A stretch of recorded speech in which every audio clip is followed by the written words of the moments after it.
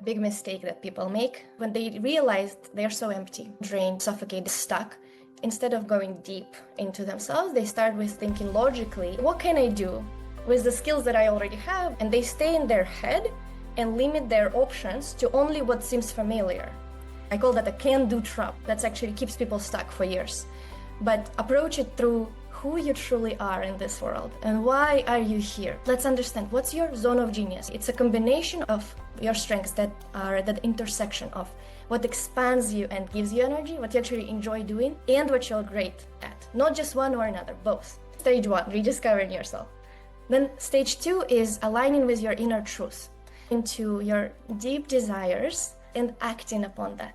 Stage 3 is discovering your purpose as something that comes from your soul. You're gonna do whatever it takes to make it happen. Even if it's gonna be really hard, even if it's gonna take you years. Hello and welcome to a new episode of The Career Changers.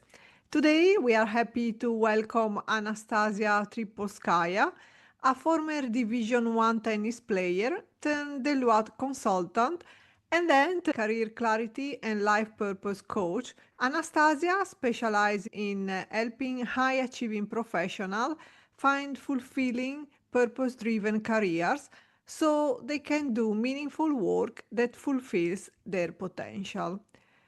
Today, we will discuss Anastasia's inspiring career change story from Division 1 tennis player to nearly losing herself in a successful yet unfulfilling consulting career to now living her purpose as a coach.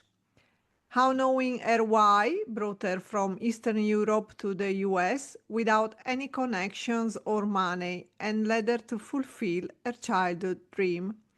And also the 4-part method to discover what you are meant to do even when feeling lost and unhappy.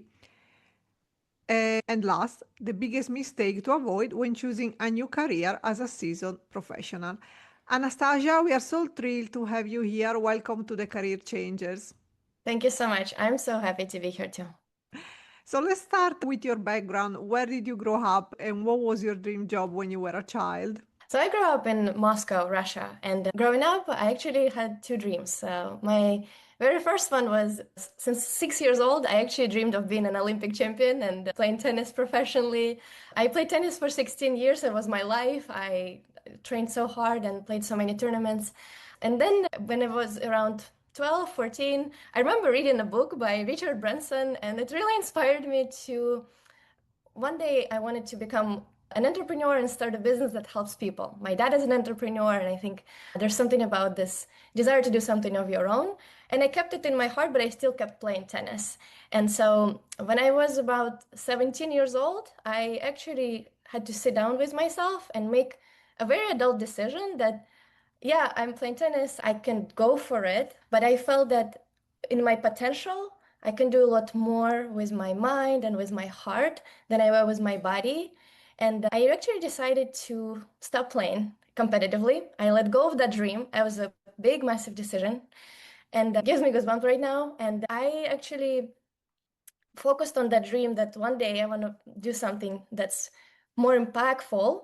And I decided to go focus more on studying. I was this straight A student who could never actually just choose tennis fully, because my coaches would always tell me when I was like 12, 13, just start just doing school on the side part-time, focus on it. And I couldn't give up on school. I was a straight A student. I loved it. And I'm glad I did that. I followed my truth versus what people told me to do. So what did you decide to study? Yeah, I decided to study marketing. Actually, when I was in high school, I had still no clue what exactly would be the major. Somehow I woke up last year of high school, and then I started thinking, what's the best degree for me? And I didn't know, so I started asking everybody around me what they do. And through the research, marketing would give me more understanding of how business works, so I can one day build it myself. And I got into a marketing program in Moscow, and after 1 year of bachelor's, I actually saw that the education in Russia wasn't good at all. It wasn't strong for me, and I had very high standards. And I ran into somebody who asked me, so what do you want to do with your life? And I just heard myself say out loud for the first time to an external person that I have this vision that one day I'm helping thousands of people doing something impactful and I'm having a business that helps people. And then so he heard that and said, why are you here? Move to the US, get a better degree. And I said, wait a second, you're crazy. I'm never doing that. What's wrong with you? And then I thought about it for 2 days. And actually, that was the biggest decision I've ever made in my life.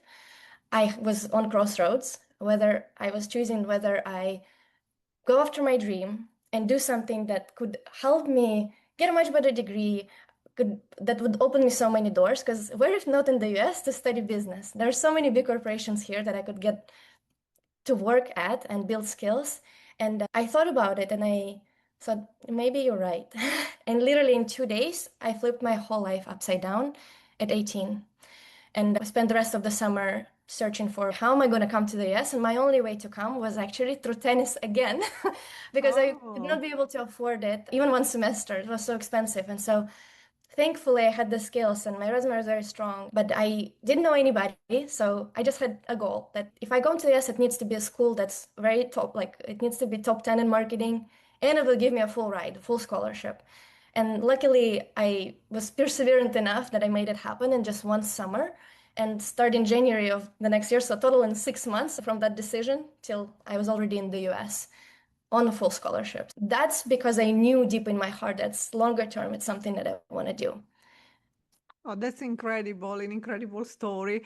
And after going to university, at some point, I guess you started your career in consulting and you had to leave behind your high-performing athlete job or career. How did you feel about that? How did that happen? Yeah. And so because I was so focused on this one day vision, I became a workaholic. I worked so hard. I before Deloitte, I got an internship in market and product management in Silicon Valley. It was so fun. It was amazing. I loved it.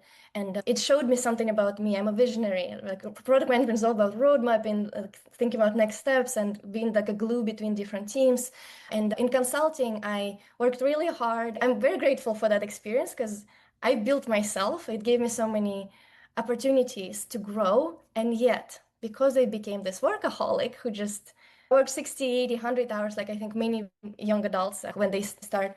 But I, at some point, realized that I cannot go on like that because there's something that's missing on a deeper level, which was the Mm. purpose and the meaning of the work. And I remember this day when I came from work on Thursday, I flew home, and on Friday, I biked to a coffee shop and I sat there and I opened my notebook and I just see my tears streaming down because I realized I just cannot do this anymore. And this deep, big question, who am I? I couldn't answer that anymore because I was running like a horse in that job. And I was again very proud of myself. I was building on that achiever mentality. It was my full body identity. I was very proud of myself, but I wanted to help a lot more people that I wasn't helping in that profession. And I knew something had to change. Plus, I'm married and I would only see my husband only on weekends because I flew Monday through Thursday every single week for work. And one year I flew 48 out of 52 weeks. Every No. single week. I was on a, and it was fun. It looks great on the outside, but on the inside, my whole lifestyle was non-existent. It was just work and a little bit of my time with my husband. So I had to wake up. And but the question was, what do I do now? And I didn't know. I actually felt stuck. That was my biggest challenge because I didn't know what I'm going to do other than I had this dream, yes, that I'm building a business that helps people, but what kind of business? And I had to really go deep and understand what did I do then, find my purpose, and then I could then leave. But not until I sat down with myself and made the decision to make this change, it happened. Mm. And so, when did you find clarity? When did you find clarity in chaos? When did you understand what you wanted to do next? I had to go through my own self-discovery journey after that day. And even on that day, I sat down and I really started to see who am I? I asked myself very deep questions. And I saw a pattern. What came out is this deep desire to help people go after their dreams, help people be themselves. There's something about being yourself that always was on my mind. And I also looked back at my whole life and I saw that one of my biggest strengths, and naturally what comes very easy for me, I would find myself lost in conversations with strangers on a subway, with my friends or family, with my relatives. What is it that you want to do? Oh, really? You don't know? Let me. And in a conversation, in one conversation, people would have aha moment, or they say, "Oh, I'm going to quit my job. I'm going to start a business." It's a story of my life. And I realized, wow, I have a gift. And who are the people who use this gift full time? Who are they? And they are coaches. But before I even became a full time coach, I was actually coaching and mentoring people unofficially for years. So it became really natural to me. But I also needed to understand, like, on the purpose level, right? What kind of people would I help in what way? And I saw if I were to help people to discover their purpose, that's the biggest kind of clarity anybody could have for their life, because they would be the happiest and most impactful versions of themselves and live to the fullest of their potential. That's what matters to me. And that's what I did. That's the kind of coach I became. So today you're helping other people with their career transition. Can you walk us through your four-part method for Yeah. discovering a fulfilling career that is meant for us? So I would start maybe with sharing a big mistake that people make. What happens when professionals who already built a successful career, when they realize they're so empty, they feel drained, they feel suffocated, they feel stuck. It's a scary place to be. It's very uncomfortable, this unknown. What am I going to do with my future? And sometimes people, instead of going deep into themselves, they start with thinking logically about, okay, what can I do with the skills that I already have, with my background, with my degree? And they stay in their head and limit their options to only what seems familiar. It's a story after story that I heard, and it's very limiting. And my approach is very different. My approach is not about what have you done and what can you do. I call that a can-do trap. That actually keeps people stuck for years. But approach it through who you truly are in this world and why are you here. Let's discover that. Because once you know that, you'll fly. No matter how hard it is would be to make it happen, you'll be a lot more resourceful and motivated and inspired to make it happen. I have developed a four-part process I call life's work clarity method. And stage one of it is rediscovering yourself. And the foundation of it lies in one belief that we're all unique. There's something special about every single one of us. So let's find what it is. And if you were to center your work around not just something you can do on paper because you're good at it, but what if you're good at it, but you hate doing it and you feel drained? It's not going to be a sustainable career. I want you to be energized. And you want to be energized. So for that, let's understand what's your zone of genius. I'm sure by now many people heard of this concept by Gay Hendricks. But how I look at it, it's a combination of your strengths that are at the intersection of what expands you and gives you energy, what you actually enjoy doing, and what you're great at. Not just one or another, both. And we do actually a very deep inventory when we work together. Because when people know what their zone of genius is, and if you put that in the center of your work, you can help a lot more people by being yourself. You'll be a lot happier and more impactful and a lot more successful actually down the road. So that's the foundation. We also need to analyze what are your values, what truly matters, what are your non-negotiables, because by the time you decided to change careers, you have changed yourself. Like for me in consulting, there was a lack of meaning, the lifestyle was not sustainable, and I wasn't myself. Those three big values where I had to make a change. Probably for you, there's something missing as well. Let's understand what are your values and non-negotiables moving forward and make decisions that are, you're not just building trying to fit your life into your work anymore. You're building a life and career that are fulfilling and impactful longer term. And another important aspect, there's a mistake that people make. People try to approach career change by looking just at their passions. And because there's so much noise right now on the internet, everybody just said, quit your job, follow your passion. I actually don't believe in that. I believe that our purpose is more important. Purpose beats passion. Because if you were to only focus on your passions, but not on a deep why connected to it, you're going to let it go when you hit the first roadblock. That's why so many businesses fail in the first and second year, because people are lacking the deeper meaning other than it's to make money. It's fun at first.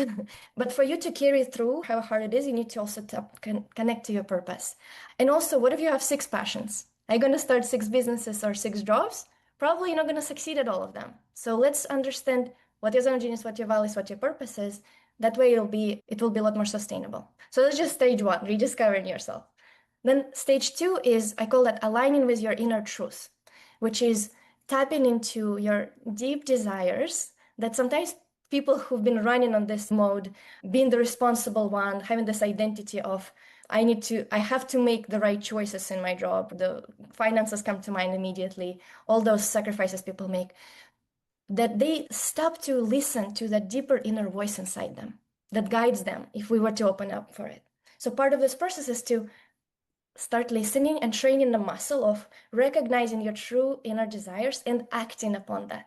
It's like really training a new muscle, because that's really hard for a lot of my clients who've been kind of workaholics and high achievers like me, but now they're stuck. And also we tap into your dreams. And we do this deep work around when you have a dream or desire.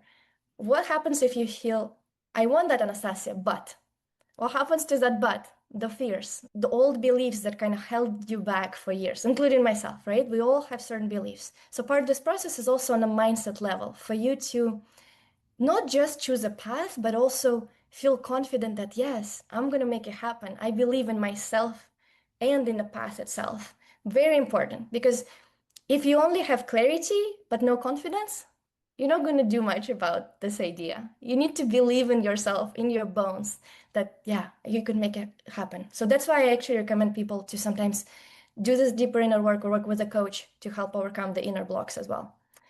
So stage 3 is then discovering your purpose, and I talked a lot already about it. I just want to say on a purpose level that why I believe is so profoundly important is because once you know it and it's truly your purpose, it's something that comes from your soul, you're gonna do whatever it takes to make it happen. Even if it's gonna be really hard, even if it's gonna take you years and you're not gonna see immediate gratification right away, but you will know that you're meant to help certain kinds of people in your unique way.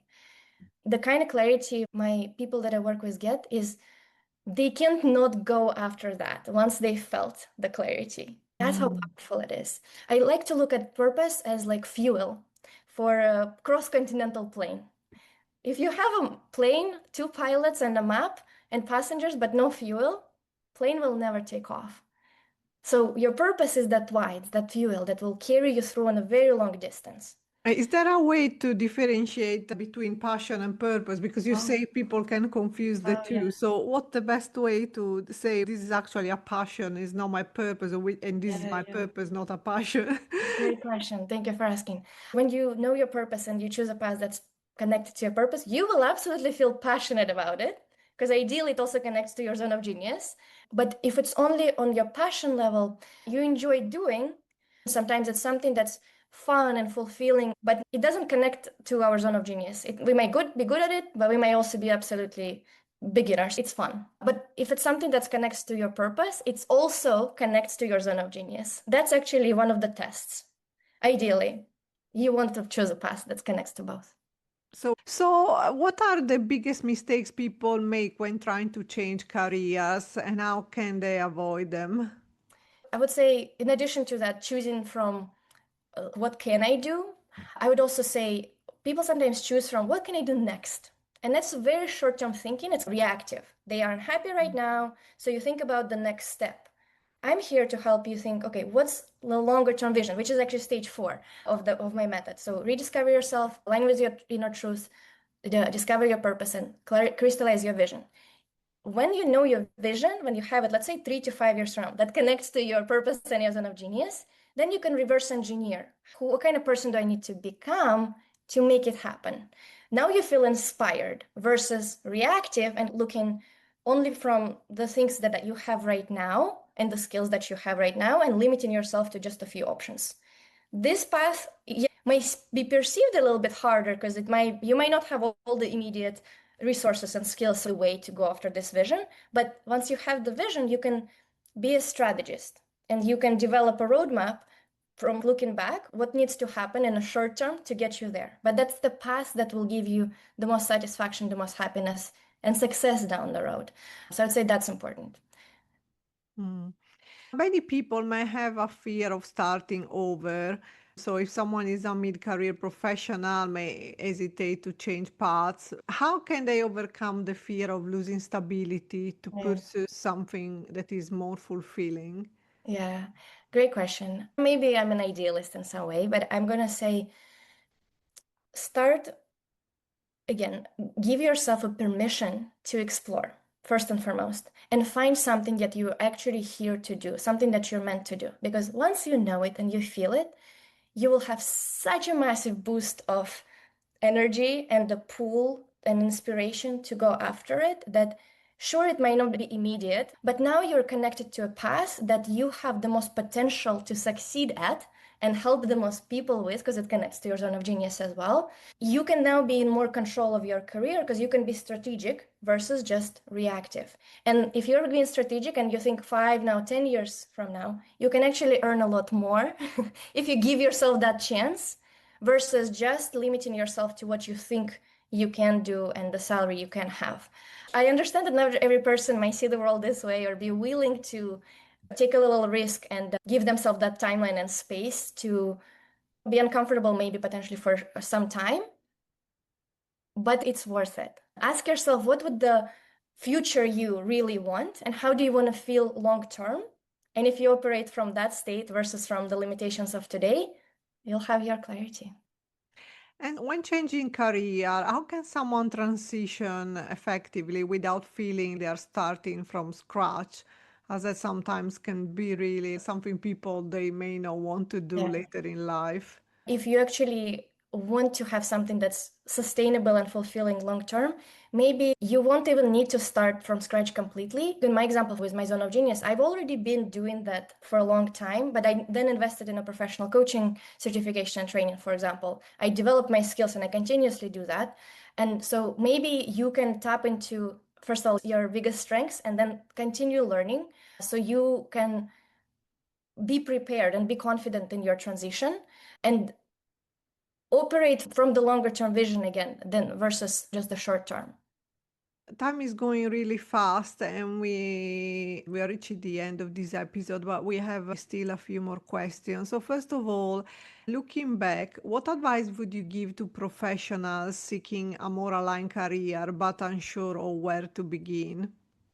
I would say begin with a decision to really find something that's both fulfilling and financially rewarding for you.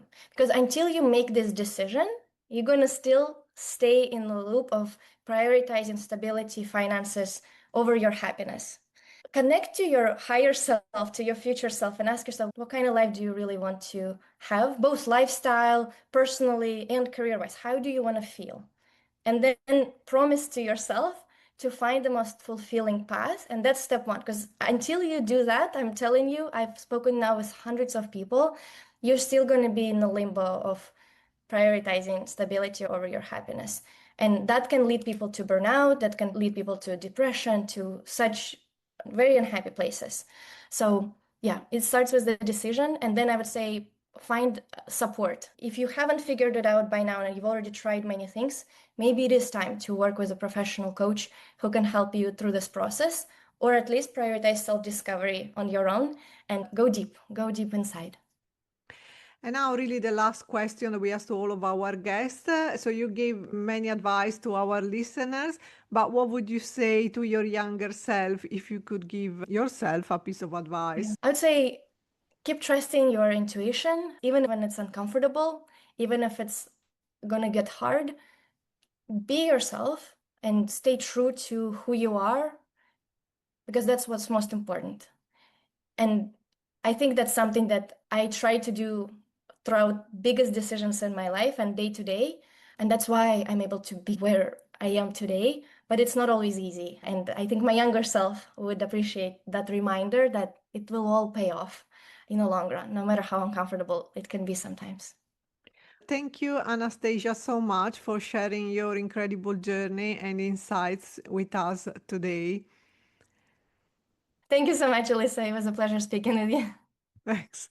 And a last message to our listeners, don't forget to subscribe to our channel. If you enjoyed this episode, please leave a review and tune in next week for a new inspirational episode of The Career Changers. Thank you. Thank you.